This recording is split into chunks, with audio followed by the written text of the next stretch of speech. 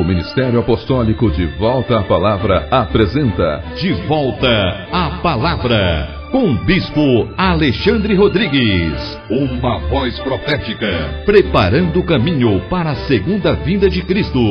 Voz do que clama no deserto, preparai o caminho do Senhor.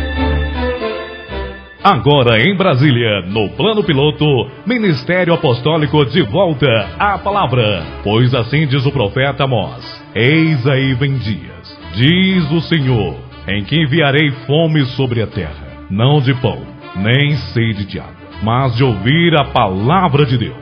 O Ministério Apostólico De Volta à Palavra, empenhado na edificação do corpo de Cristo, oferece a todos os filhos de Deus a Escola Bíblica Dominical De Volta à Palavra. Agora, no plano piloto, todos os domingos, às 9 horas da manhã, o Bispo Alexandre Rodrigues, profeta e mestre das Escrituras, aborda temas de extrema importância para esses últimos dias. Você não pode perder.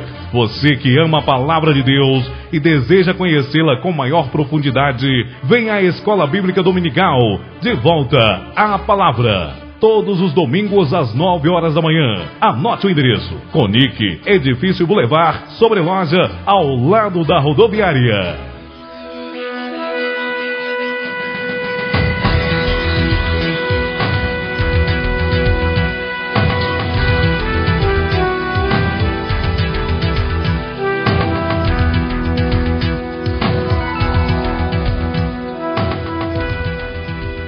O que era desde o princípio, o que temos ouvido, o que temos visto com os nossos próprios olhos, o que contemplamos e as nossas mãos apalparam com respeito ao verbo da vida.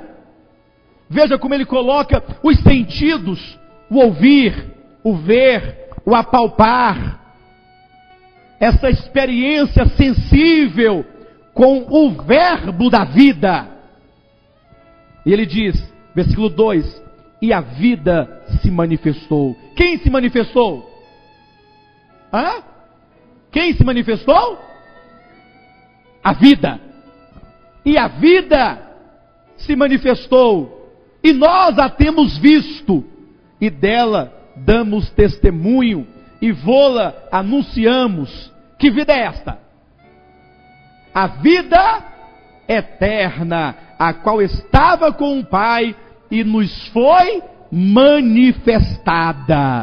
Então a Bíblia fala que o homem criado originalmente era alma vivente, mas que esta criação deste homem como alma vivente, ainda que em si mesmo completo no que diz respeito à natureza humana, não portanto completo quanto ao propósito de Deus, porque o homem fora criado como um vaso, como um recipiente, para receber esta vida eterna que se manifestou, que foi vista, que foi tocada, que foi apalpada, que foi ouvida pelos apóstolos. Ainda no capítulo 5 desta epístola, versículo 20, veja como que o testemunho a respeito de Cristo como a vida vai se verificando a cada vez que nós lemos os textos. Também sabemos que o Filho de Deus é vindo, e nos tem dado entendimento para reconhecermos o verdadeiro, e estamos no verdadeiro, em seu Filho Jesus Cristo. Este é o verdadeiro Deus e a vida eterna. Então, voltando a Gênesis capítulo 1 ou ao capítulo 2, vemos um homem criado perfeito, criado reto, pelas mãos de Deus, sem pecado, sem culpa, todavia incompleto quanto ao plano de Deus. Queridos, nós não entendermos isso, nós vamos ficar a vida inteira como crentes, até como verdadeiros cristãos, mas com uma frustração muito grande, por não tocar, ou por não alcançar, na nossa experiência, aquilo que Deus deseja para nós. O homem foi criado, mas com o fim de progredir nesta criação, agora sendo projetado numa segunda criação para receber esta vida divina.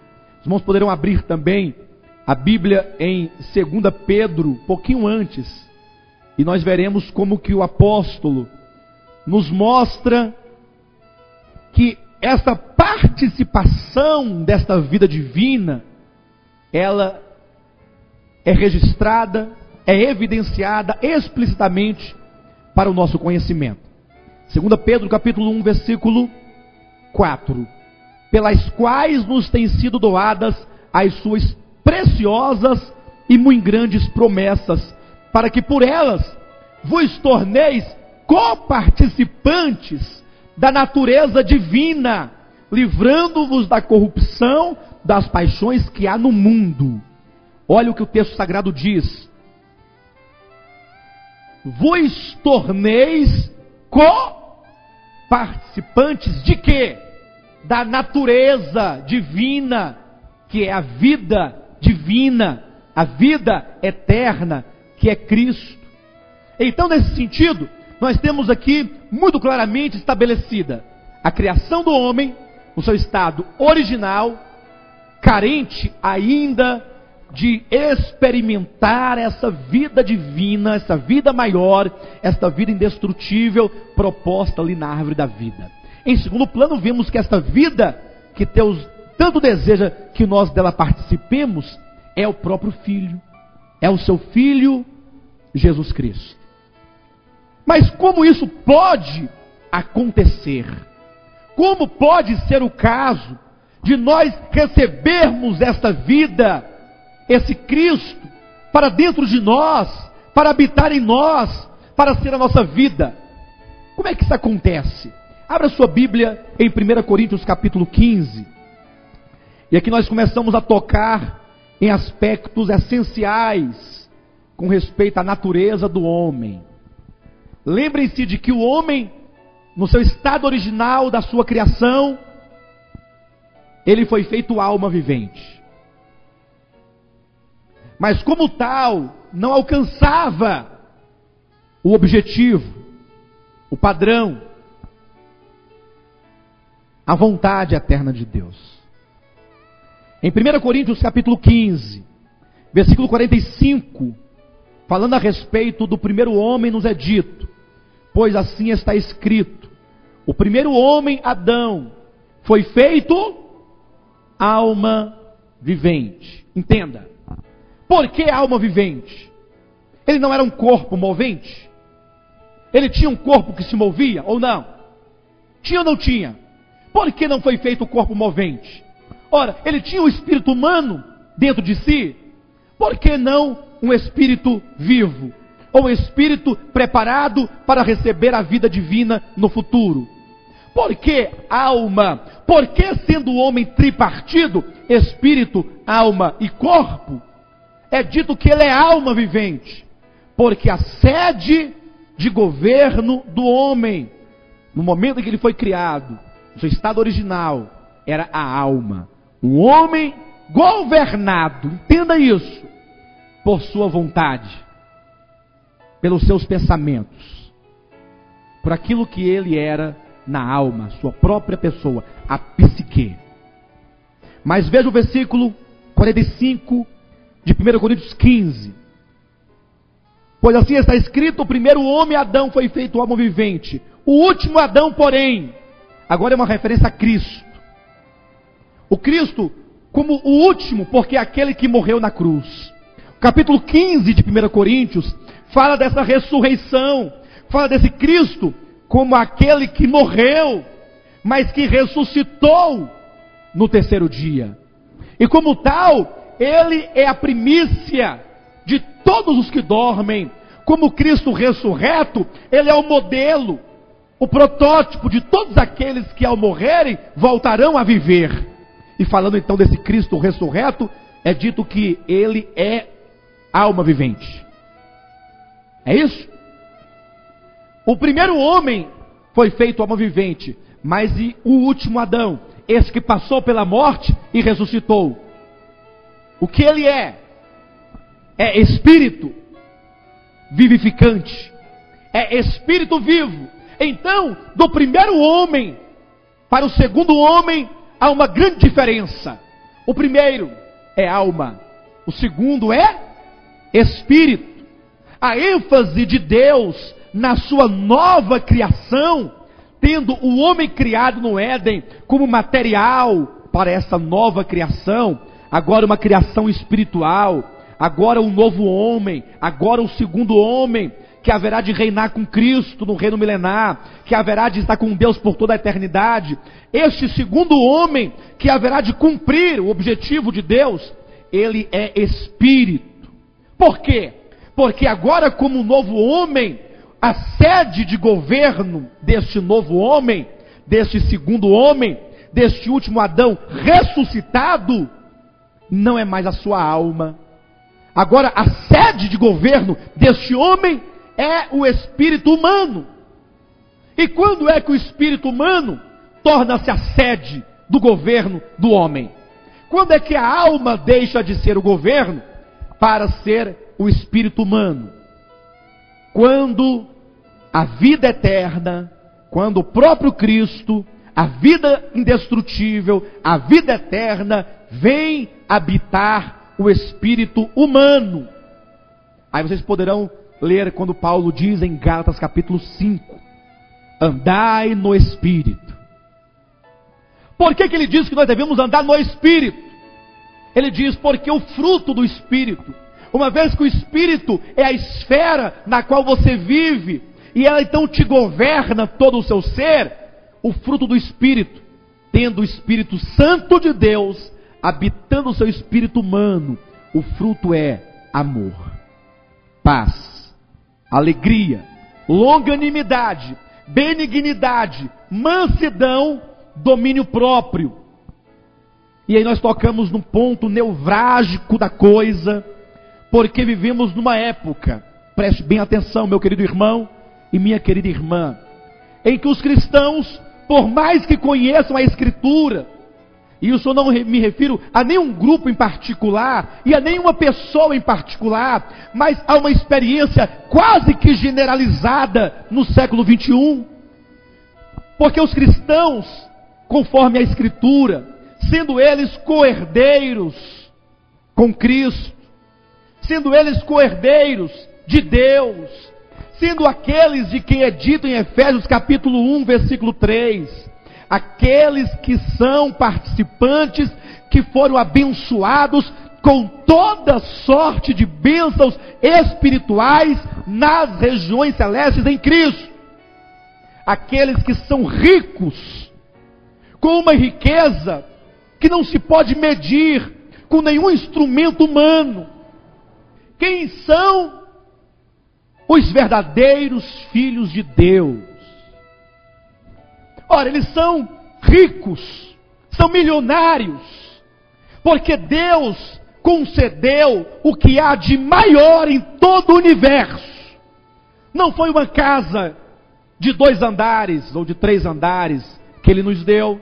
Não foi um carro importado que Ele nos deu, tão cobiçado pelos adeptos da teologia da prosperidade. Não foi uma viagem para Miami, de jato, de avião. Ele nos deu o que há de mais precioso em todo o universo. O que é? Ele deu a si mesmo para nós. Ele não deu alguma coisa para nós, Ele deu a si mesmo, Ele deu a sua natureza, a vida eterna, que é o próprio Deus. Então a Bíblia diz que o evangelho em que nós cremos e pregamos é o evangelho das riquezas insondáveis de Cristo. Se é o evangelho das riquezas insondáveis, eu pergunto, por que que vivemos numa época em que há tanto vazio espiritual? Há tanto fracasso espiritual? Aqueles que são tão ricos, muitas vezes, com uma vida vazia e frustrada, e cada um sabe de si mesmo, não precisa falar para o seu irmão a respeito dele. Até porque ninguém está autorizado a isso. Agora cada um sabe de como é a sua experiência. Será que a sua experiência de cristão equivale ao que a Bíblia diz que você é? Agora em Brasília, no Plano Piloto, Ministério Apostólico de volta à palavra. Pois assim diz o profeta Amós: eis aí vem dias, diz o Senhor, em que enviarei fome sobre a terra, não de pão, nem sede de água, mas de ouvir a palavra de Deus. O Ministério Apostólico de volta à palavra, empenhado na edificação do corpo de Cristo, oferece a todos os filhos de Deus a Escola Bíblica Dominical de volta à palavra. Agora, no Plano Piloto, todos os domingos, às 9 horas da manhã, o Bispo Alexandre Rodrigues, profeta e mestre das Escrituras, aborda temas de extrema importância para estes últimos dias. Você não pode perder.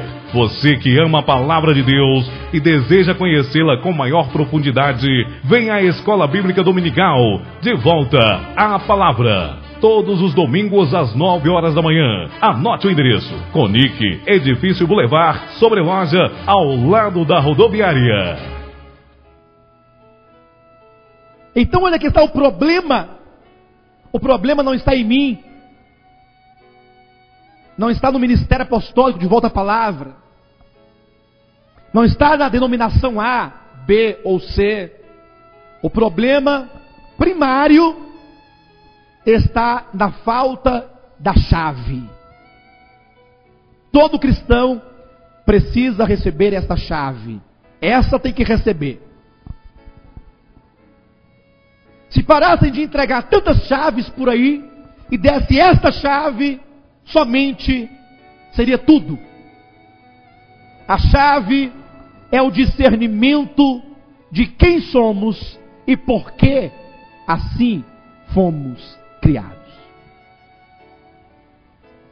O salmista, no Salmo 139, versículo 14, ele falando a respeito do momento em que Deus o criava, ele diz que o Senhor, de modo assombrosamente maravilhoso, me formou. Como é que Deus nos gerou, nos criou de uma maneira assombrosamente maravilhosa? Para mim, ao meu ver, bastava falar de modo maravilhoso, porque a palavra maravilhoso já nos remete a uma visão imensurável, em que o homem não é capaz de medir a dimensão do que é maravilhoso. Mas o salmista, pensando consigo, o termo maravilhoso não é suficiente para mostrar o que nós somos e como fomos criados. E aí ele diz: não foi simplesmente de forma maravilhosa que fomos criados, mas foi de uma maneira assombrosamente maravilhosa. E aí nós podemos verificar Jó capítulo 32, versículo 8. Há uma declaração maravilhosa. É a chave. É o primeiro giro da chave para abrir a porta para o desfrute de todas as bênçãos espirituais em Cristo Jesus. Jó capítulo 32, versículo 8, são palavras de Eliú. E ele começa assim dizendo neste versículo: na verdade. Está aí na Bíblia dos irmãos? Está escrito aí? Na verdade. O que que tem de verdade aí? Há um espírito no homem.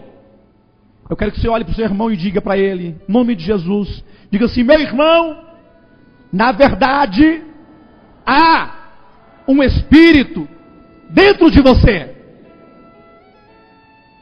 Mas não é ainda o Espírito Divino. Não é ainda. Calma. É por etapa. É tanto que aí fala, há um Espírito. Porque cada qual tem o seu Espírito. É o Espírito humano. Ah, pastor, eu penso que alma e Espírito é uma coisa só. Não, não pode ser. Eu sei que existem aqueles chamados da teoria da dicotomia. O homem é corpo e alma, ou corpo e espírito, porque dizem corpo e alma é uma coisa só. mas não pode ser. Por quê? Porque o homem criado, no seu estado original da primeira criação, ele é feito alma vivente. Somente depois que este homem recebe o Espírito de Deus no seu espírito humano, é que agora ele é espírito. Então existe homem alma vivente e existe homem espírito. Mas não pense em espírito, uma fumacinha. Não. Do mesmo modo que você não pode entender alma vivente como uma alma penada. A alma vivente não quer dizer que não tem um corpo e que não tem um espírito. Quer dizer que a alma é o centro daquela vida. Então, a Bíblia diz que há um espírito no homem. E esse espírito não pode ser a alma. E aí nós temos dois textos clássicos que nos revelam claramente de que a alma é a alma e o espírito é o espírito. O primeiro já foi citado aqui anteriormente, 1 Tessalonicenses 5:23, quando o apóstolo Paulo diz: e o mesmo Deus da paz vos santifique em tudo, e o vosso espírito e alma e corpo sejam conservados íntegros. Eu sei que tem aqueles que dizem assim, não, quando ele diz alma e espírito, é para enfatizar. Não, mas o texto diz, em tudo. Esse tudo, que é um indefinido, nos leva agora a uma compreensão do que é esse tudo. E o vosso espírito, e alma, e corpo. E para que cesse toda contenda a respeito da confusão entre alma e espírito, basta que vocês leiam Hebreus capítulo 4, versículo 12, quando diz que a palavra de Deus é como uma espada, muito mais afiada, muito mais penetrante, que qualquer espada de dois gumes. Encontre aí uma espada bem penetrante, bem sensível, de dois gumes, e essa espada não é capaz de fazer o que a palavra de Deus, que é Cristo, é capaz de fazer. E o que a palavra de Deus é capaz de fazer? É capaz de dissecar o homem, de penetrar o homem, e de separar as juntas e medulas, aquilo que é quase que intrínseco, quase que impermeável, indissolúvel, indivisível. Ele penetra e separa cabalmente. E é um penetrar tão radical, e aí o apóstolo coloca, ao ponto de separar. Porque são tão unidos, que chega a confundir muitos, achando que o homem é uma dicotomia. Mas que a palavra é tão fina, tão penetrante, que ela divide alma para cá, espírito para lá. Hebreus 4:12. Então faz sentido, e é verdadeiro, o que Eliú, no livro de Jó, declara. Na verdade, há um espírito dentro do homem, que não é a sua alma. É um ambiente dentro do homem. É uma esfera dentro do homem, criada por Deus, para conter algo eterno. Zacarias capítulo 12, versículo 1. Sentença pronunciada pelo Senhor contra Israel. Fala o Senhor, o que estendeu o céu, fundou a terra e formou o Espírito. Como é que diz na sua Bíblia? E formou o Espírito do homem dentro dele. Irmãos, não pensem que Deus simplesmente criou o homem de uma maneira qualquer. Lembre-se, Deus criou o homem de uma maneira assombrosamente maravilhosa. Se você fica estupefato diante da estrutura física do homem, e quando a minha filha nasceu, ambas as filhas, a Michele e depois a Emanuele, eu fiquei ponderando e considerando, e falei com algumas pessoas, e as pessoas ficaram assim rindo de mim, mas isso é tão verdadeiro.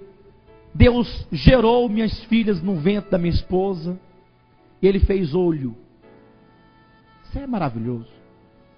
Quem é capaz de fazer um olho? Fala.